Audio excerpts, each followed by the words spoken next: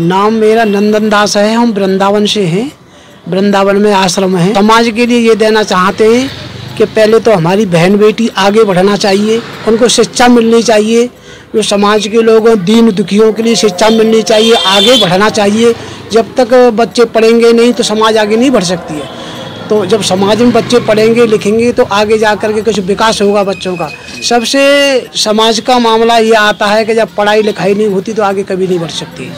शिक्षा है तो आगे है, शिक्षा नहीं है तो आगे नहीं कभी हो सकता। तो इसके बारे में सब समाज सोचे। जैसे गरीबों के बच्चे होते पढ़ने में तेज होते लेकिन उनको पैसा के कारण आगे नहीं बढ़ पाते, तो सब समाज के लोग मिले उन गरीब लोगों की बच्चों की सेवा करें तो आगे बच्चे बढ़े, देश का कुछ विकास हो, अच्छे स्तर पर जाना चाहिए बच्चों को। ये दहेज प्रथा है, जैसे दहेज प्रथा के बारे में ये खत्म होनी चाहिए। अब गरीब बेटी पैसे बहुत लोग मांगते हैं लेकिन इसके योग्य नहीं पैसे देने के बाद।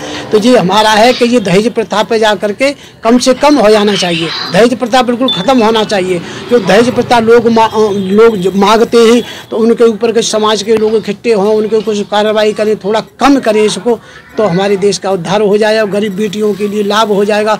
अब लड़कियों की शादी भी हो जाती है, पैसे नहीं मिलते तो लड़कियों को बड़ा कष्ट होता है, सताया जाता है और बड़े बड़े कष्ट दिए जाते हैं। किसी किसी जगह हमने देखा है कि दहेज नहीं देते हैं तो उनको जा कर के लड़के को मार देते हैं। गलत उनके साथ बहुत किया जाता है और हम अक्सर करके ऐसी समाज में देखते रहते हैं कि हम वृंदावन में हमारे आश्रम पर भी लोग आते हैं, बोले महाराज जी मेरी बेटी की शादी कर दी, मेरे पास पैसा नहीं है, अब मेरी पैसा के कारण मेरी बेटियों को बहुत ज़्यादा परेशान किया जाता है। तो इसके बारे में महाराज जी थोड़ा सा आप भी कुछ समाज के लिए कुछ ऐसा संदेश पहुंचाओ सो लोगों का विकास होए और इससे जाकर के हमारे देश की लड़की स्वतंत्र रहनी चाहिए, घर में अच्छी व्यवस्था मिलनी चाहिए।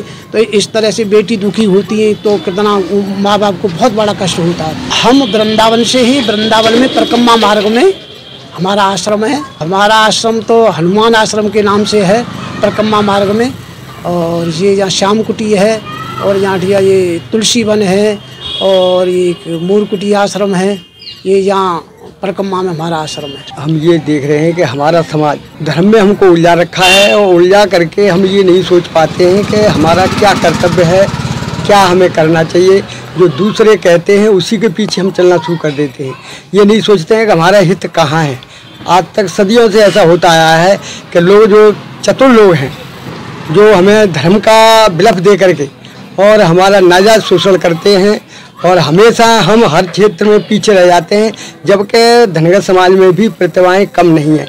हमारी समाज के कालिदास भी हुए थे, संस्कृत के प्रकांड विद्वान थे जो संस्कृत के जन्मदाता माने जाते हैं। इस तरह के हमारे समाज में विद्वान भी हुए, लेकिन हो क्या रहा है कि हम दूसरों के पिछले हुए हैं। जबकि हमको आगे चलें हम तो हमारी प्रतिभा उभर के आए। जब हमारी प्रतिभा होती है वो हमारी लेके उड़ जाते हैं। इस तरह का नहीं होना चाहिए। आत्मबल हर आदमी में होना चाहिए। आत्मबल की हमारे यहाँ कमजोरी है। हमारी समाज के देखिए चक्रवर्ती राजा अशोक हुए। अशोक जो है महान राष्ट्र नायक था वो व्यक्ति, और वो राजनीति में इतना आगे बढ़ा कि उसका शासन सबसे जनप्रिय हो गया और 40 वर्ष उसने राज्य किया और उसके राज्य में कोई दुखी नहीं था। सबकी सुविधाएं थी, गरीबों की, अमीरों की, असहायों की। उसने अपने लोगों की मदद करने के लिए जगह जगह धर्मशालाएं बनवाई, कुएं बनवाए लोगों के लिए और लोगों के जो गरीब लोगों के लिए वस्त्र बंटवाए, अन्न बंटवाया। इस तरह का राजा आज तक ऐसा हुआ है न होगा। ये धनगर समाज में इस तरह के लोग थे हमारे यहाँ, और जितने धर्मज्ञ हुए हैं वो धनगर समाज में ही लोग हुए हैं, क्योंकि ये जात छल कपट नहीं पसंद करती है। ये जात धर्म पर रहती है। क्यों कि तुलसीदास ने कहा है कि पर हित सरस धर्म नहीं भाई, पर पीड़ा सम नहीं जान भाई। तो हम लोग जो है धर्म के आरूढ़ हैं कि हमारे कृत्य से किसी को कष्ट न हो, वो हमें ऐसा काम करते हैं। इसका दूसरी जातियाँ नाजायज फायदा ले रही है और हमको जो है विफूल बना करके, बेईमानी करके हम लोगों का शोषण हो रहा है। ये शोषण नहीं होना चाहिए। हमें आत्मबल के साथ काम करना चाहिए, सोच समझ के करना चाहिए हमको कि क्या काम करना है, क्या नहीं करना है। मैं शिवतीलाल धनगर, मैं महाराज जी से ये चाहूँगा कि समाज में जो कुरीतियाँ चली हुई हैं, समाज के लगभग 50% गांवों में जाया करते होंगे आसपास के क्षेत्र में, तो इन कुरीतियों का खंडन करें उन्हें और इन लोगों को बताएं कि ये कुरीतियाँ हैं, ये हम लोगों को बरगला दिया है, इन कुरीतियों से बचें। जैसे दहेज प्रथा एक बहुत समाज की कुरीति है, जिससे गरीब लोग अपने संपत्ति को गंवा देते हैं, अपनी बेटी की शादी के लिए कर्ज ले लेते हैं और 5% 10% पर ब्याज पर पैसा लेते हैं और उनकी संपत्ति पूरी चली जाती है और सड़क पर आ जाते हैं। मेरा नाम देवेंद्र सिंह धनगर है। महाराज जी मेरे विशेष अनुरोध और आग्रह से आए हैं। महाराज जी के पास समय ही नहीं था। मैंने कहा था महाराज जी आप आगरा में आइए, हमारे धनगर समाज का बहुत बड़ा मुद्दा चल रहा है, जिसमें हमारे समाज के लोग तहसील में धरना लगाए बैठे हैं पिछले 4-5 दिनों से। अब उस कार्यक्रम में पता नहीं क्या व्यवधान आ रहा है, पता नहीं क्या हो रहा है, जिससे कि हम तो चाहते प्राण पर तुम्हारे बने।